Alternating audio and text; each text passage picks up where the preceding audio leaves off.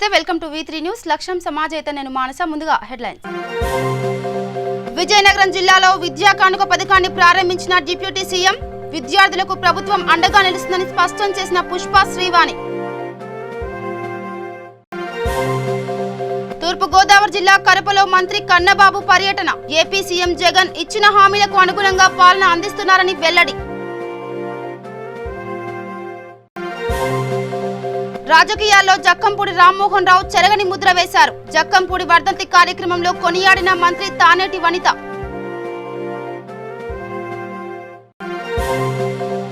జగతి publication కేసులో ముగ్గురు ప్రముఖులు జైలుకు వెళ్లే అవకాశం వ్యాఖ్యానించిన ఎంపీ రఘురామకృష్ణన్ రాజు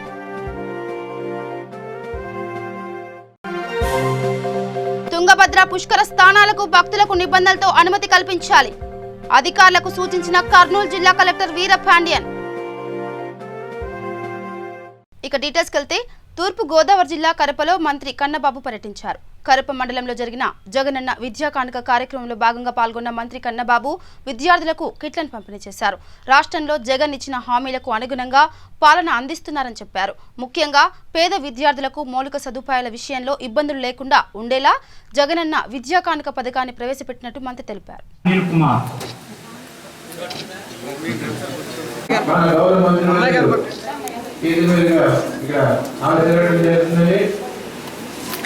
మరి దానితో పాటుగా మా మిత్రుడు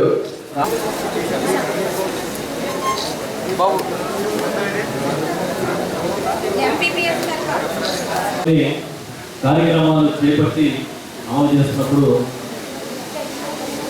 చేయాలనుకున్నప్పుడు ఇది సాధ్యమేనా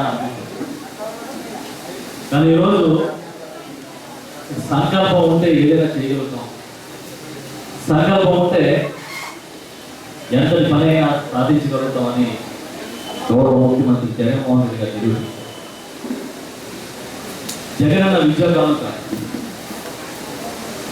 చూసినప్పుడు ఒక ప్రైవేట్ స్కూల్కి పిల్లల్ని పంపించడానికి తల్లిదండ్రులు ఏదైనా సమకూరుస్తారో మంచి యూనిఫామ్ మంచి బ్యాగ్ నాణ్యమైన పుస్తకాలు మంచి షూస్ బెల్ట్ సాక్స్ ఏవైతే ప్రైవేట్ స్కూల్కి వెళ్ళడానికి వేల రూపాయలు ఖర్చు పెట్టి తల్లిదండ్రులు సమకూరుస్తారో అలాంటి అన్ని అవసరాలని అన్ని వస్తువుల్ని ఇవాళ ప్రభుత్వమే సమకూర్చాలనే సంకల్పంతో గౌరవ ముఖ్యమంత్రి జగన్మోహన్ రెడ్డి గారు జగనన్న విద్యా కానుకని ప్రవేశపెట్టారు ఇప్పుడే చూసినప్పుడు ఆ పుస్తకాల నాణ్యత కానీ ఆ యూనిఫామ్ క్లాత్ నాణ్యత కానీ అదేవిధంగా అక్కడ షూస్ కానీ ఇతరత్ర ఆ వస్తువుల నాణ్యత చూసినప్పుడు నాకు అనిపించింది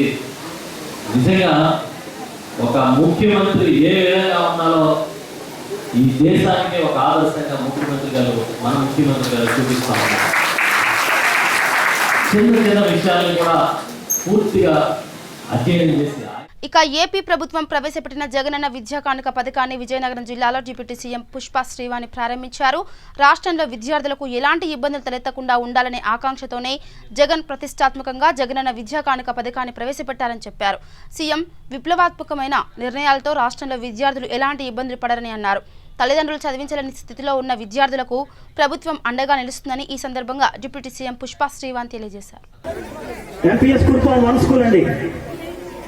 ఐ సింధు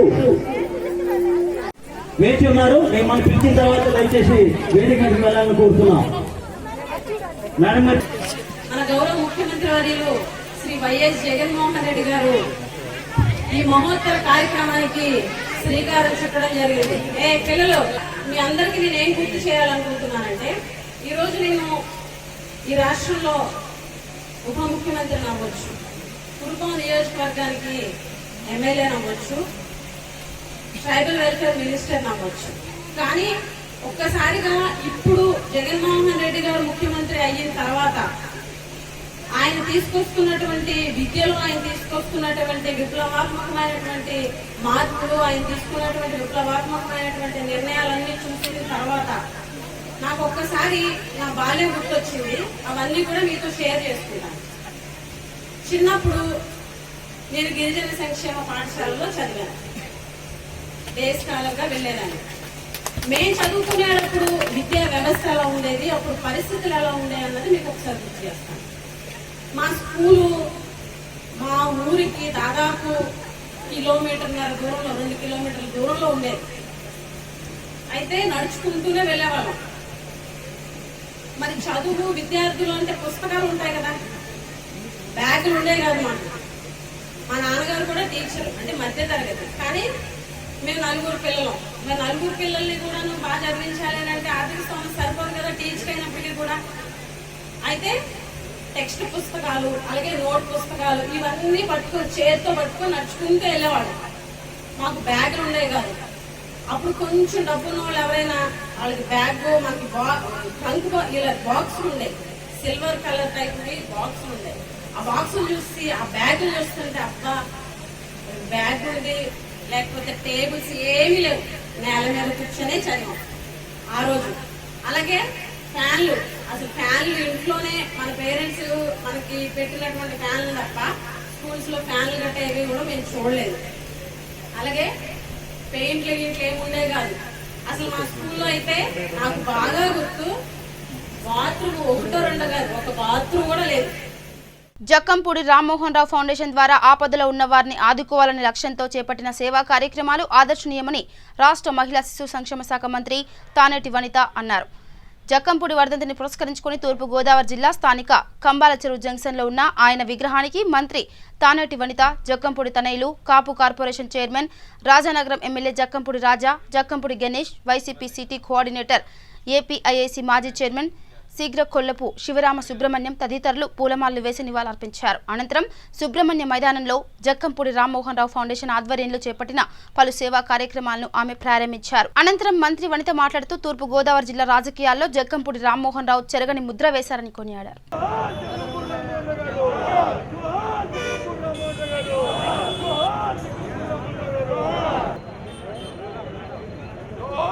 జక్కంపూడి నాయకత్వం,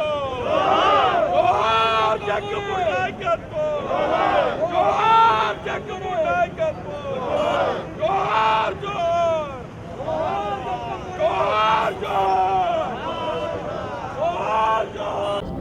దివంగత నేత జక్కంపూడి రామ్మోహన్ రావు గారి 10వ వర్ధంతి సందర్భంగా అలాంటి అంటే రాజశేఖర రెడ్డి గారి నుండి అంత అభిమానాన్ని పొందిన ఒక మంత్రిగా మరి జక్కంపూడి రామ్మోహన్ రావు గారు ఇక్కడ ఉన్న ప్రజానీకానికి మరి ఎన్నో సేవలు అందించడం జరిగింది. ఆయన ఎంతోమంది కింద స్థాయి వాళ్ళని అందరినీ కూడా పైకి తీసుకొచ్చి ఎన్నో యూనియన్స్ని ఫామ్ చేసి వాళ్ళందరికీ కూడా అండగా ఉండి మరి మంత్రి స్థాయికి ఎదిగినా కూడా ఎవరిని మర్చిపోకుండా వారందరికీ కూడా ఎన్నో సేవలు చేయడం జరిగింది.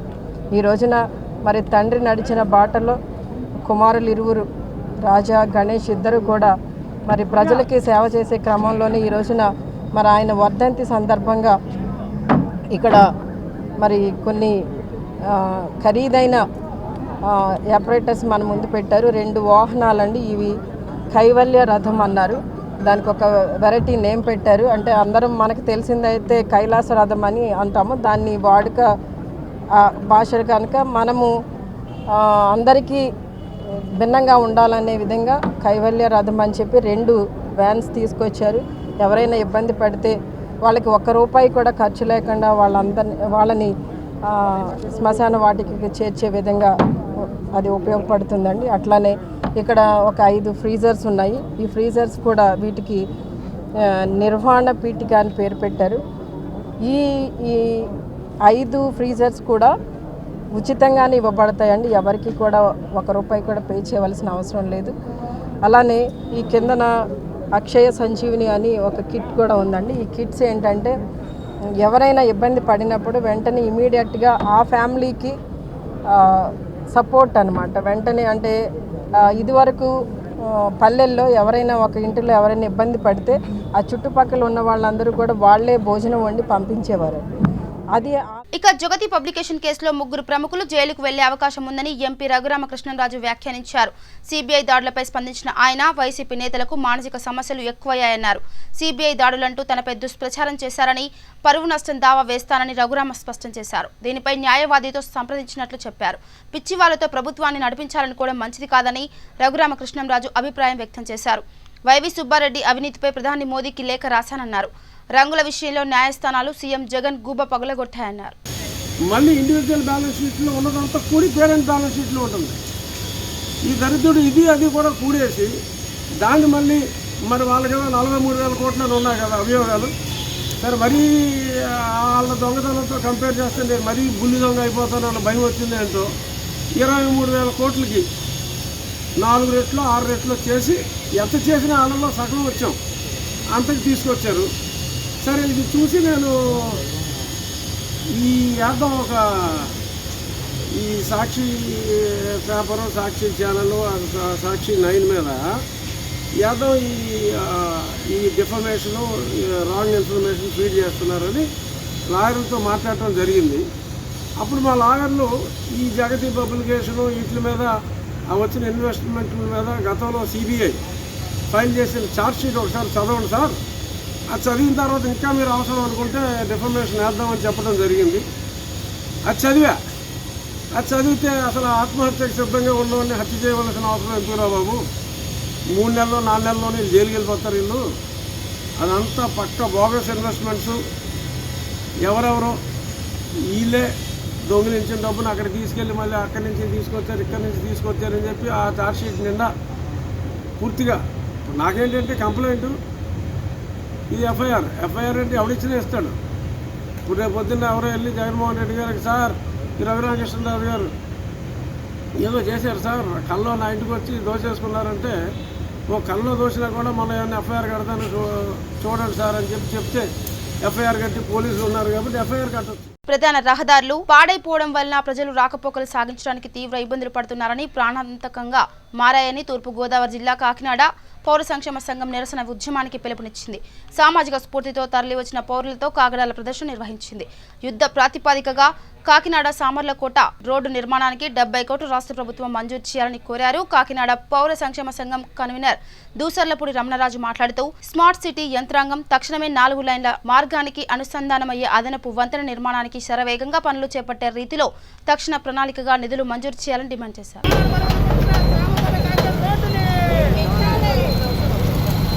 కాకినాడ సామర్లకోట రోడ్డు నిర్మాణాన్ని వెంటనే, కాకినాడ సామర్లకోట రోడ్డు నిర్మాణాన్ని వెంటనే, కాకినాడ సామర్లకోట రోడ్డు నిర్మాణాన్ని వెంటనే, కాకినాడ సామర్లకోట రోడ్డు నిర్మాణాన్ని వెంటనే, కాకినాడ సామర్లకోట రోడ్డు నిర్మాణాన్ని వెంటనే, కాకినాడ సామర్లకోట రోడ్డు నిర్మాణాన్ని వెంటనే, కాకినాడ సామర్లకోట రోడ్డు నిర్మాణాన్ని వెంటనే, కాకినాడ సామర్లకోట రోడ్డు నిర్మాణాన్ని వెంటనే, కాకినాడ సామర్లకోట రోడ్డు నిర్మాణాన్ని వెంటనే, కాకినాడ సామర్లకోట రోడ్డు నిర్మాణాన్ని వెంటనే, కాకినాడ సామర్లకోట రోడ్డు నిర్మాణాన్ని వెంటనే.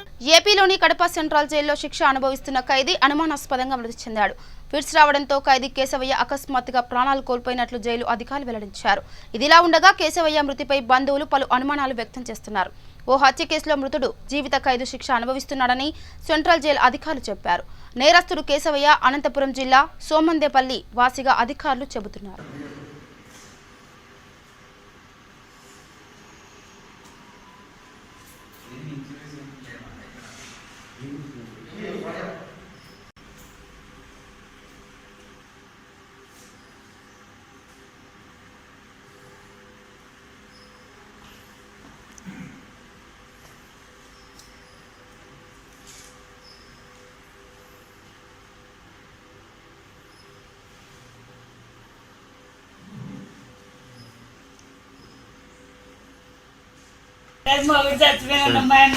పంపిస్తారమ్మా వాళ్ళు 2 రోజులకి పంపిస్తే వాళ్ళు జైలు ఎస్కార్ట్ పంపిస్తారు. సో 2 రోజులు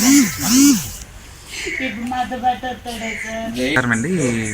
ఈ మన కడప సెంట్రల్ జైల్లో ఒక ఖైదీ చనిపోయినందుకు ఇక్కడ ఇంక్వెస్ట్ చేయడానికి వచ్చినాము. అయితే ఏమీ విజిబుల్ మార్క్స్ ఏమీ లేవు. మోస్ట్లీ కార్డియాక్ అరెస్ట్ వల్ల చనిపోయి ఉంటారు. ఈ పోస్ట్ మార్టం ఇంక్వెస్ట్ తర్వాత తెలిసిన తర్వాత మనకి తదుపరి కారణాలు తెలుస్తాయి. గంటలకు మాతో బాగా మాట్లాడినాడు సార్. తీసుకొని రానమ్మా పేపర్లు కావాలని. అంతే, ఇంకా మాకు ఇంకేందే కానీ చెప్పలేదు సార్. లేకపోతే వీళ్ళన్నా 4 గంటలకి ఇట్లా జరిగిందని కూడా మాకు చెప్పలేదు సార్. 6 గంటలకు మాకు చెప్పినారు సార్.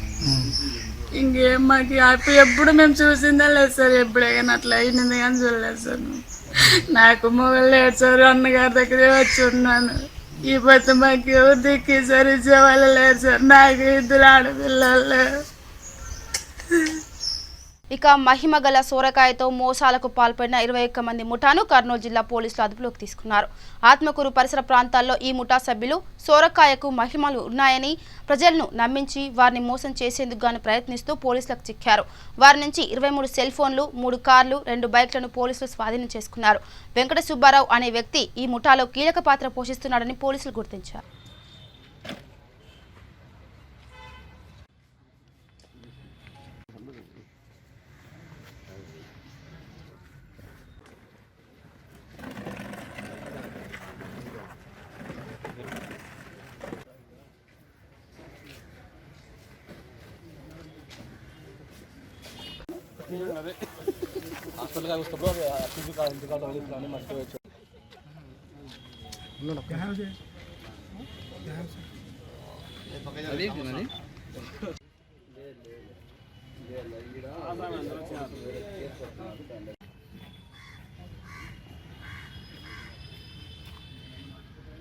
ఆత్మకూరు పోలీస్ స్టేషన్ పరిధిలో నిన్న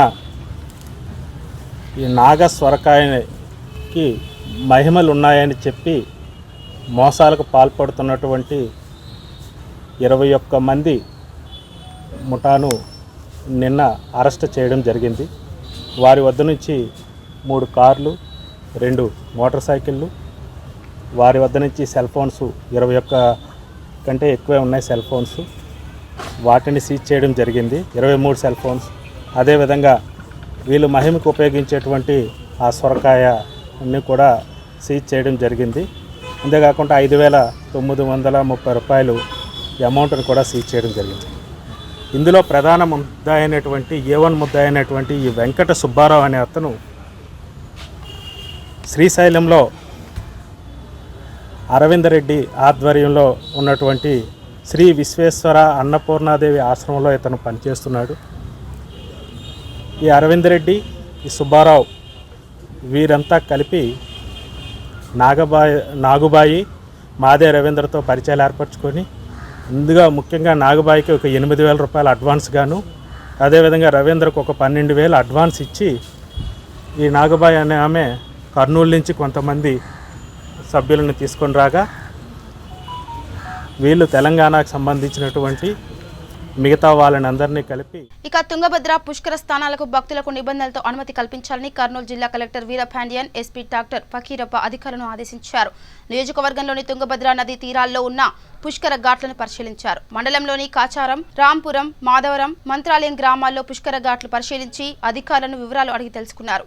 అనంతరం ఆయన మాట్లాడుతూ కరోనా నుంచి భక్తులను ప్రజలను రక్షించేందుకు గాను తప్పనిసరిగా నిబంధనలతో కూడిన ఈ-పాస్ సదుపాయం కల్పించాలని తెలిపారు. మాస్కులు ధరించడం, భౌతిక దూరం పాటించే విధంగా అవగాహన కల్పించాలని సూచించారు.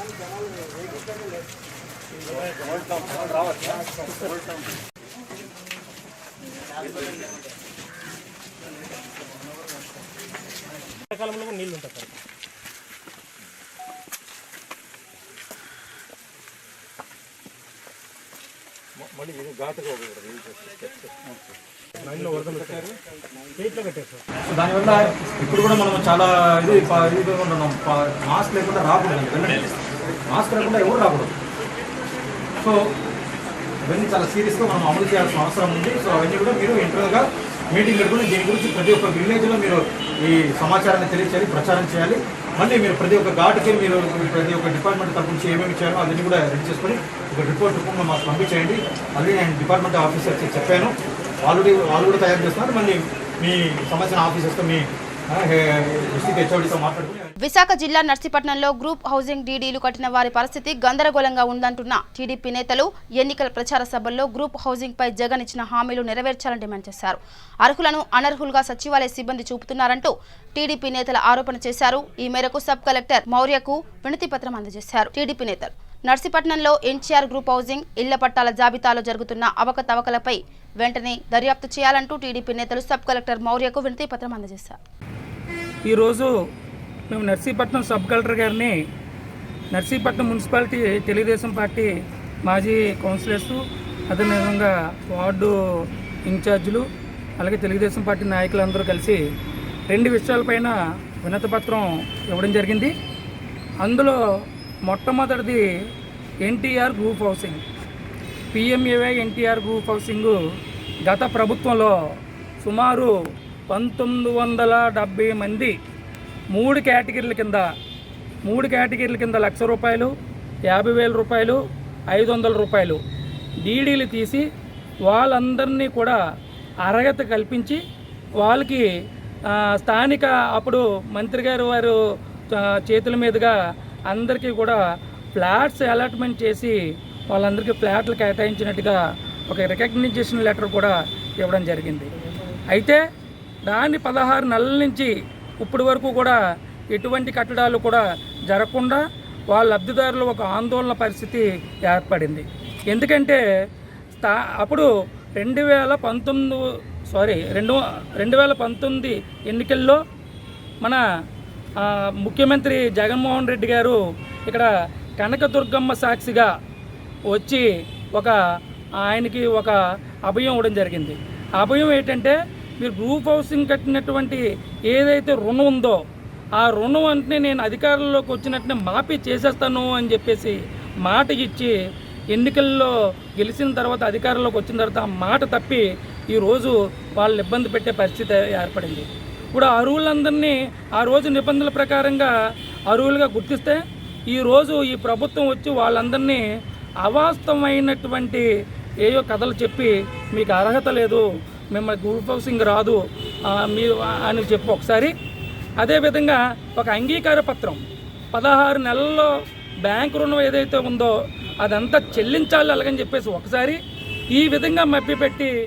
ఉత్తరప్రదేశ్ ఘటనపై విశాఖలో నేటికి నిరసనలు కొనసాగుతూనే ఉన్నాయి. బాధిత కుటుంబానికి పూర్తి స్థాయిలో న్యాయం జరిగేలా ప్రజా సంఘాలు ఆందోళన ఉధృతం చేసే దిశగా దశల వారీగా ఉద్యమాలను ఉధృతం చేస్తున్నారు. విశాఖలో all India SC/ST railway employees association సభ్యులు విశాఖలో క్రొవ్వొత్తుల ర్యాలీ నిర్వహించారు. కామాంధుల చేతిలో బలైపోయిన బాధితురాలికి పూర్తి స్థాయిలో న్యాయం చేయాలని డిమాండ్ చేశారు. దేశంలో అన్ని వర్గాల ప్రజలపై దాడులు పెరిగిపోతున్నాయని ఆందోళన వ్యక్తం చేశారు. హింసలు పెరిగిపోతున్న నేపథ్యంలో ప్రభుత్వం కఠిన చర్యలు తీసుకోవాలని విజ్ఞప్తి చేశారు.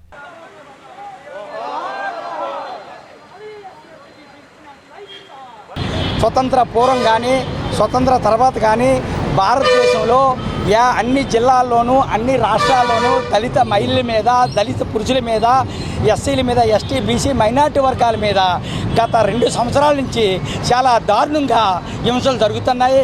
అతి ముఖ్యంగా ఈ సంవత్సరం 2-3 మాసాలు బట్టి ఆంధ్ర రాష్ట్రంలోనూ ఇతర రాష్ట్రాల్లోనూ రాజస్థాను, మధ్యప్రదేశ్, ఉత్తరప్రదేశ్, బీహారు ఇలాంటి ముఖ్యమైన రాష్ట్రాలన్నింటిలో కూడా దళితుల మీద అత్యాచారాలు, మానభంగాలు, మర్డర్లు, వేలాది కేసులు అనేవి రిపోర్ట్ చేసి చెప్తున్నది. అందుచేత ఓ ప్రజాస్వామ్యవాదులారా, భారతీయులారా, మనందరం భారతీయులమే. మనందరం కూడా రాజ్యాంగం అనేది సమాన హక్కులు, సమానమైన న్యాయము, సమానమైన గౌరవాన్ని కల్పించింది. మన రాజ్యాంగాన్ని మనం కించపరచకూడదు, మన జాతిని మనం అవమానపరచకూడదు. ఏ హత్యలు అనేవి చెజ్జులు కులాల మీద, చెజ్జుల తెగల మీద కాకుండా అదే ఎవరైతే దీనికి కారకులో ఇలాంటి తలకు అత్యాచారాలు మీ కుటుంబాల్లోనూ మీ స్త్రీల మీద జరిగితే మీరు ఏ విధంగా స్పందిస్తారు అది అర్థం చేసుకోండి. వి ది పీపుల్ ఆఫ్ ఇండియా, అది అర్థం చేసుకోండి. ఆ పద్ధతిలోనూ కేంద్ర రాష్ట్ర ప్రభుత్వాలు సరైన నిర్దిష్టమైన మేధావుల చేత ఒక ఎక్స్పర్ట్ కమిటీని వేసి ఈ వర్గాల మీద జరుగుతున్న అన్యాయాల మీద మరి తక్షణ చర్యలు తీసుకోవాలని, ఆత్రాసులో జరిగిన మానుక మీద జరిగిన మరి అంశం మీద దోషుల్ని కఠినంగా శిక్షించాలని, ఉరిశిక్ష వేయాలని మరి కేంద్ర ప్రభుత్వము, యూపీ రాష్ట్ర ప్రభుత్వం తక్షణమే నిర్ణయాలు తీసుకోమని మేము ఈ నిరసన ద్వారా తెలియపడం జరుగుతుంది. నెల నుంచి కూడా మనందరం కూడా దేశవ్యాప్తంగా స్పందన జరుగుతున్న సంగతి మనందరికీ తెలుసు. మేము అడుగుతుంది ఏంటంటే, చదువు కావాలంటే సరస్వతిని పూజించమని చెప్పేటటువంటి ఒక దేశంలో, డబ్బు కావాలంటే లక్ష్మిని పూజించమని చెప్పేటటువంటి ఒక దేశంలో మరి ఎవరన్నా శిక్షించాలంటే దుర్గాదేవిని పూజించాలని చెప్పేటటువంటి ఒక దేశంలో మరి మహిళకి రక్షణ లేకుండా ఎలాగ జరుగుతుంది అనేది మేము ప్రశ్నిస్తా ఉన్నాం. ఈ బీజేపీ వాళ్ళకి మరి స్త్రీలా కనిపించడం లేదు. అసలు స్త్రీలు ఇప్పుడు దళిత స్త్రీ అనే సమస్యగా దళితని తగిలించకూడదు. నిన్ననే మరి మహాత్మా గాంధీ జన్మదినం జరిగింది. అర్ధరాత్రి ఒంటరిగా మహిళ ఇంటికి చేరుకున్నప్పుడే స్వతంత్రం భారతదేశానికి వచ్చినట్టుగా ఈ మహానుభావుడు చెప్తా ఉంటే వీళ్ళు మరి పట్టపగలే కాలేజీ నుంచి వస్తున్న పిల్లల్ని అపహరించడం, కూలి పనికి వెళ్ళినటువంటి పిల్లల్ని అపహరించడం చేస్తూ ఉన్నారు. ఇది చాలా దుర్మార్గమైనటువంటి చర్యని మేము భావిస్తున్నాము. రామ జన్మభూమి దగ్గర రాముడు మందిరం కట్టిస్తున్నారు. ఈ భారతదేశంలో సీతలకి రక్షణ లేదు. ఇక ప్రియుడి చేతిలో మోసపోయిన ఓ మైనర్ బాలిక న్యాయ పోరాటానికి సిద్ధమైంది. శ్రీకాకుళం జిల్లా రాజాంలో ఓ మైనర్ బాలిక తనను రాము అనే వ్యక్తి మోసం చేశాడంటూ అతని ఇంటి ముందు బైఠాయించి ఆందోళనకు దిగింది. రాజాం మండలం పోగిరి గ్రామానికి చెందిన మైనర్ బాలిక అదే గ్రామానికి చెందిన రాము గత 3 ఏళ్లుగా ప్రేమించుకుంటున్నారు. అయితే తనను వివాహం చేసుకుంటానంటూ మోసం చేశాడని, దీనిపై తనకు న్యాయం చేయాలని బాధిత బాలిక డిమాండ్ చేస్తుంది. దీనిపై పోలీసులు స్పందించాలని కోరుతుంది.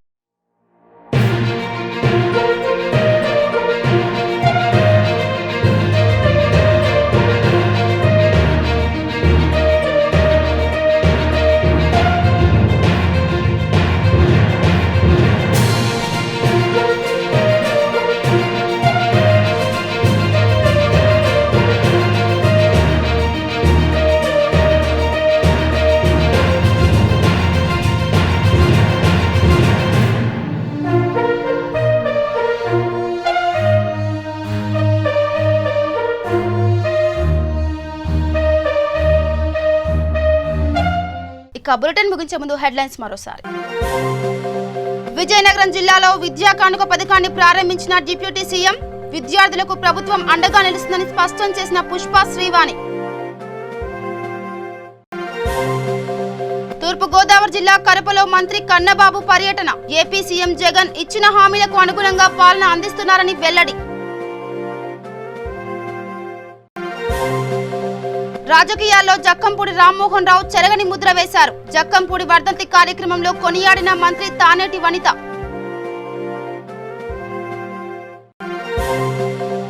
జగతి పబ్లికేషన్ కేసులో 3 ప్రముఖులు జైలుకు వెళ్లే అవకాశం వ్యాఖ్యానించిన ఎంపీ రఘురామకృష్ణన్ రాజు.